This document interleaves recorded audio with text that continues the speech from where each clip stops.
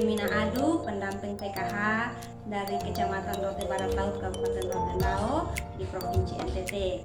Kali ini saya akan membuat video untuk tugas akhir saya dalam Diklat Pencegahan dan Penanganan Stunting pada sesi 14, yaitu mendukung keluarga untuk mengakses layanan untuk penanganan anak stunting.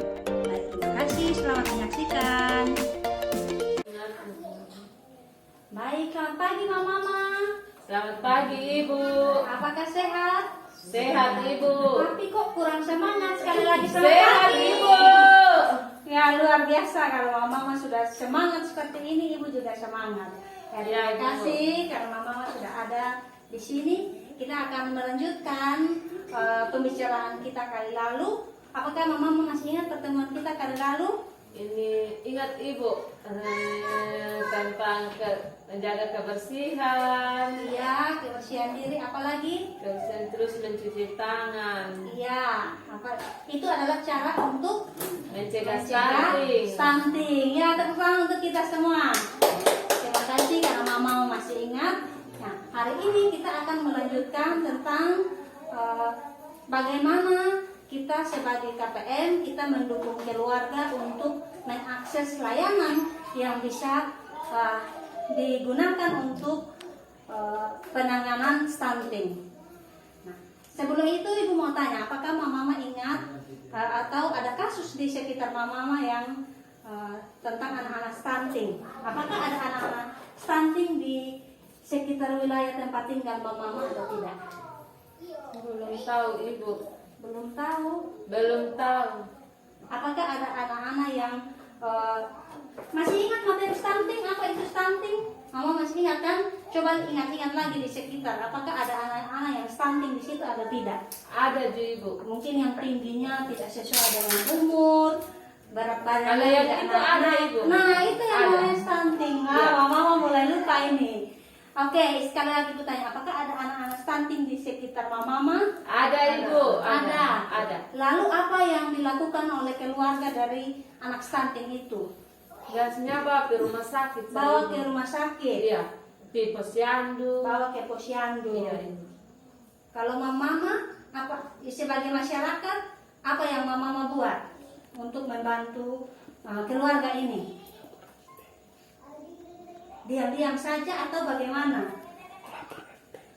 Kata lapor di pendamping. Lapor di pendamping. Wah, luar biasa ya, kita sebagai KPM sosial memang harus saling mendukung. Ya, tepuk tangan untuk kita semua. Nah, terima kasih ya Mama. Jadi untuk penanganan stunting itu, kalau ada anak-anak yang stunting di kita punya keluarga atau di masyarakat, kita sebagai KPM kita dapat memberitahu mereka untuk dapat mengoptimalkan bantuan sosial. Seperti yang kita dapatkan, Mama punya bantuan sosial berupa uang, ada juga bantuan BPNT, ada beras dan telur, itu bisa digunakan untuk pemenuhan gizi dari anak. Lalu Mama juga bisa membantu memberitahu tentang cara stimulasi anak. Masih ingat kan Mama?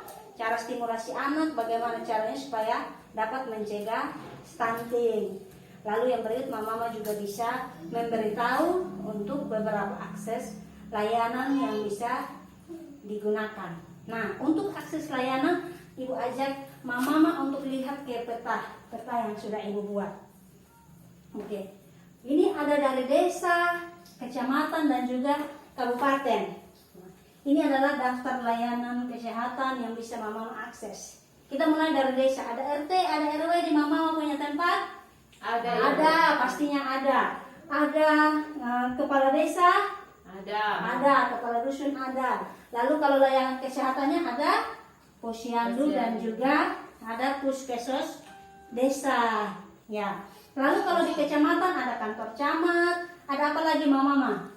Ada puskesmas, ada pusat kesehatan sosial kecamatan dan juga ada pendamping.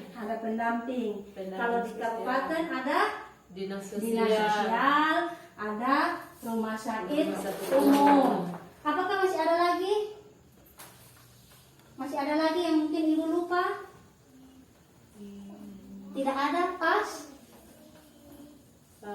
Atau mungkin Mama di saya punya tempat ada posyandu. Oh, posyandu sudah ada ya? Oh ya, sudah ada.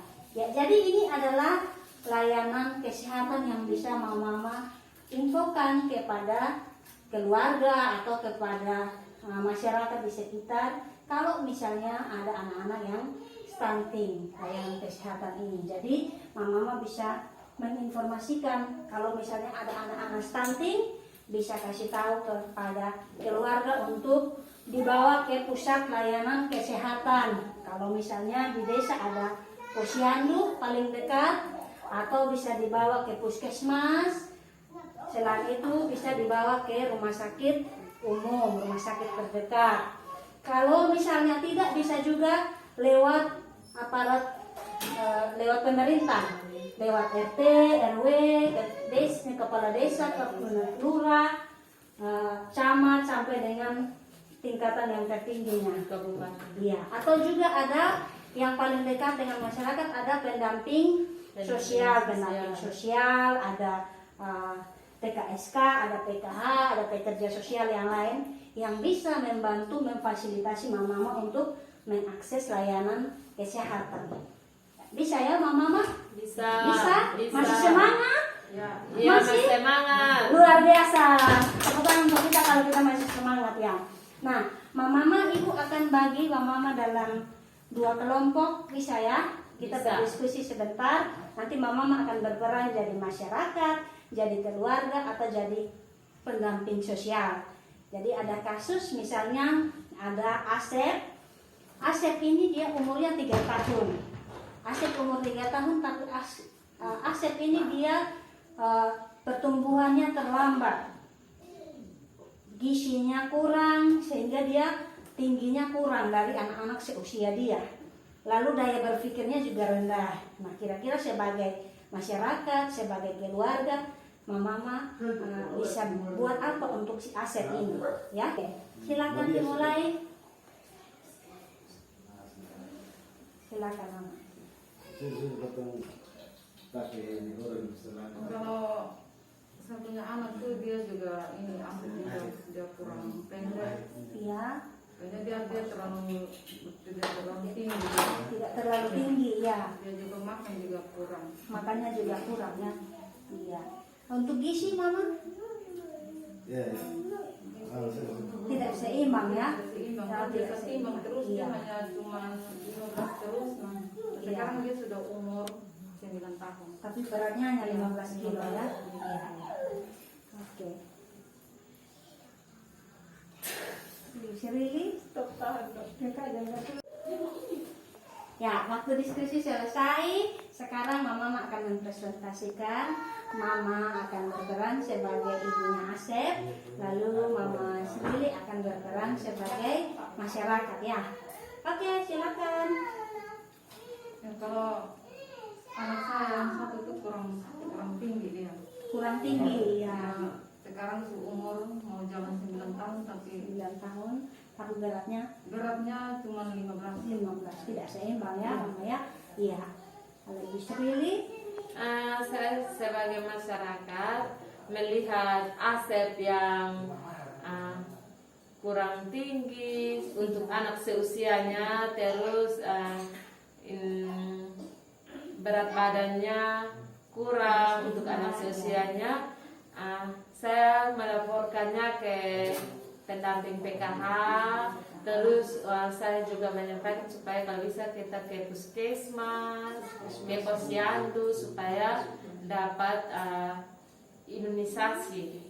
Imunisasinya harus terus menerus, terus dia punya mama juga bisa memberikan anaknya makanan yang bergizi, maksudnya seperti itu. Iya. terima kasih mama-mama, tepuk tangan untuk kita semua. Ya, jadi yang mama-mama sudah buat itu adalah yang benar, tepat. Kalau misalnya ada anak-anak stunting di sekitar kita sebagai keluarga, mama-mama harus mencari solusi. Ya, seperti tadi salah satunya melaporkan kepada pendamping PKH. Salah satunya ya, mama. laporkan kepada pendamping PKH. Jadi kalau misalnya ada seperti itu, pendamping PKH dapat mengarahkan mama untuk membawa si Asep ini ke layanan kesehatan, baik itu posyandu, puskesmas, lalu rumah sakit. Begitu juga dengan Mama Srilis sebagai masyarakat. Kalau misalnya kita melihat ada yang seperti itu di sekitar kita, kita dapat membantu, memberitahu, menginformasikan supaya bisa dibawa ke pusat layanan kesehatan sehingga mendapatkan penanganan. Atau kita juga bisa, kalau misalnya orang ini adalah KPM, kita sesama KPM kita dapat menginformasikan untuk mengoptimalkan bantuan sosial seperti tadi. Kita dapat menggunakan bantuan yang kita dapat untuk pemenuhan gizi dari Asep. Atau kita juga bisa mengingat kembali materi stimulasi yang kita dapat menstimulasi anak untuk mencegah dan menangani stunting pada anak ini. Ya, begitu ya mama-mama. Jadi itu adalah cara-cara yang bisa kita pakai untuk bisa mencegah dan menangani stunting di sekitar kita. Ya, ada pertanyaan mama-mama? Cukup? Pas? Ya, mama bisa pertemuan kita selesai. Saya harap mama pulang dan bisa mempraktekkan pada keluarga dan juga pada masyarakat di sini.